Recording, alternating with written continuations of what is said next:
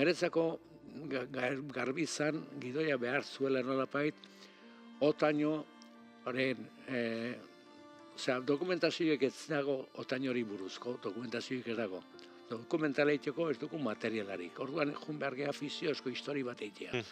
Eta fiziozko histori hori osatzeko ere, ez dugu tresnarik, ez dugu erramentek gutxi daukagu.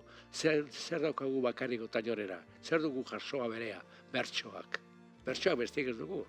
Orduan, bertsoak izan behar duten nolapait uztarri gidoia egiteko. Eta personaia azterteko. Nahi, momentu berean, ite izan zedan azan, otainoren egitza eta bizitza. Bi gauzoiek aztertu. Eta bi gauzoiek aztertzeko behar nuen nolapait. Egitza die bertsoak. Eta bizitza aztertzeko ere bertsoak balio digu zertik. Ez berdinak, 25 urtekin idazten dituen bertsoak, edo 53 urtekin idazten dituen bertsoak. Orduan bere evoluzioa politikoa eta dena aztertzeko behar genuen kronologia erabili. Eta Koldo Izagirreri ez zion kronologiari importantia hunderik ematen. Eta niretzako beharrezkoa zen kronologia. Personaia nolapait ezagutzeko, behar bezala aztertzeko, bakarri daukagu hori, bertsoak. Eta bertsoak emango digu tonoa, nolapait bere evoluzio politikoa argitzeko.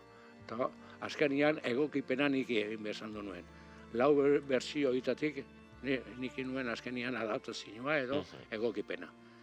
Eta horrekin gatu nintzen. Azkenian disputarik ez nukan, zuzendaria azkenian auzolanea etzan inguratu, auzolana planteatu nuen ianik, auzolan ezingo genuela en plan guerrilla egin berzela filma, bestela etzela egingo, eta nien hortikan pasatzeko erabaki nuen ian auzolan ezingo nuela, bera baztertu nintzen, ez zion interesatzen, gerrileako zienea hola itea, eta orduan izan zen, nik hartu nuen ian ardura, filmau neonek zuzenduko nuela.